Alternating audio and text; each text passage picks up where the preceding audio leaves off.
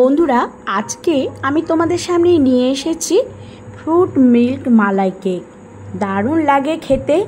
চলো কিভাবে করেছি রেসিপিটা তোমাদের সাথে শেয়ার করে নেব। দেখতে যেমন সুন্দর, খেতেও ততটাই সুন্দর। তো আমি এখানে নিয়ে নিয়েছি কিছু ড্রাই ফ্রুট আর এমনি ফ্রুটও নিয়ে নিয়েছি। আমার ঘরে যা যা ফ্রুট ছিল আমি তা দিয়েই করব। তোমরা চাইলে আরও অন্যান্য ধরনের ফ্রুট ব্যবহার করতে পারো। আমি এখানে একটা কেক টিন নিয়েছি। কেক টিনটা ভালো করে ধুয়ে একটু জল জল করে রেখেছি, তাতে কিন্তু ফলগুলো খুব ভালোভাবে লেগে থাকবে, সেই জন্য আমি সেটিকে শুকনো করিনি। আমি আম নিয়েছি, আমটাকে এইভাবে টুকরো করে নিয়েছি।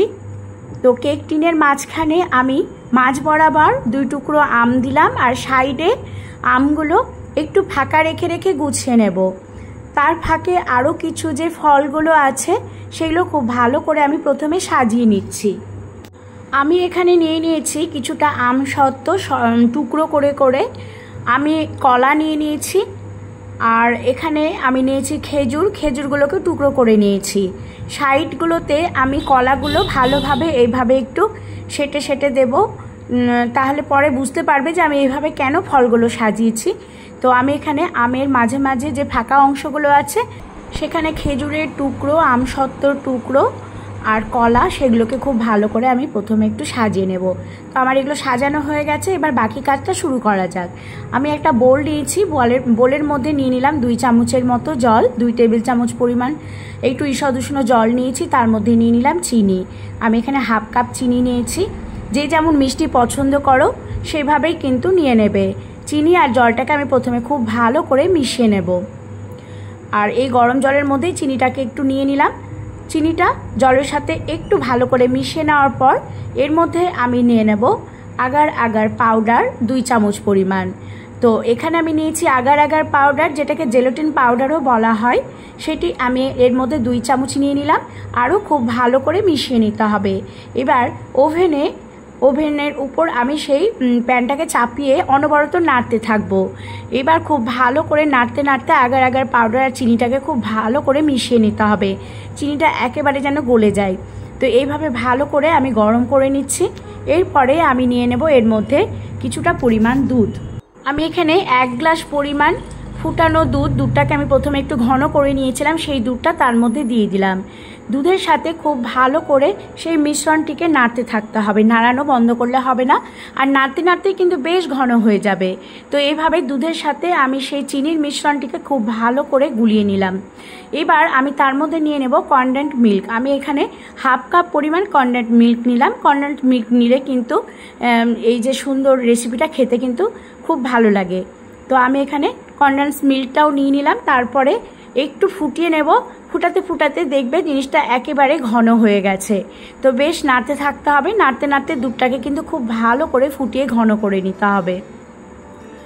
এইভাবে একটু 5 থেকে 6 মিনিট কিন্তু দুধটাকে ফুটিয়ে নিতে হবে। আর এর মধ্যে যেহেতু আগার আগার পাউডার আছে, সেটা কিন্তু নাড়াচাড়া বন্ধ করলে হবে না, অনবরত নাড়তে থাকতে হবে। নাড়তে নাড়তে দেখবে দুধটা একটা মালাইয়ের মতো ঘন হয়ে যাচ্ছে। কিছুক্ষণের মধ্যেই দুধটা আমার বেশ ঘন হয়ে গেছে। এবার গ্যাসটাকে কিন্তু বন্ধ করে দিতে হবে। এবার আমি দুধটাকে গ্যাস থেকে নামিয়ে নিলাম। তারপরে যেই পাত্রের মধ্যে আমি সমস্ত ফলগুলোকে খুব সুন্দর করে সাজিয়ে রেখেছি, একটু ঠান্ডা হলেই সেটিকে একেবারে ঢেলে দেব, ঢালতে থাকবো। কিন্তু মনে রাখতে হবে এই মিশ্রণটি যেন একেবারে ঠান্ডা না হয়, একটু গরম গরম অবস্থাতে কিন্তু ঢেলে নিতে হবে। তো আমি ঢেলে নেওয়ার পর উপরে আরও কিছু ফল আছে, সেগুলোকে উপর থেকে খুব ভালো করে কিন্তু সাজিয়ে নিতে হবে। পুরো দুধটাই আমি তার মধ্যে ঢেলে দিয়েছি।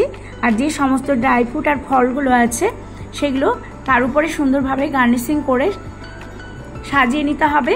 তো বন্ধুরা, তোমাদের বাড়িতে যা যা ফল আছে তা দিয়েই করবে। খেতে কিন্তু অসাধারণ লাগে। ফ্রুট মিল্ক মালাই কেক অসাধারণ। বাড়িতে ছোটরা যারা আছে তারা কিন্তু খেয়ে ভীষণ খুশি হবে। এই যে ফলগুলো ছিল সেগুলো উপর থেকে আমি সাজিয়ে নিলাম।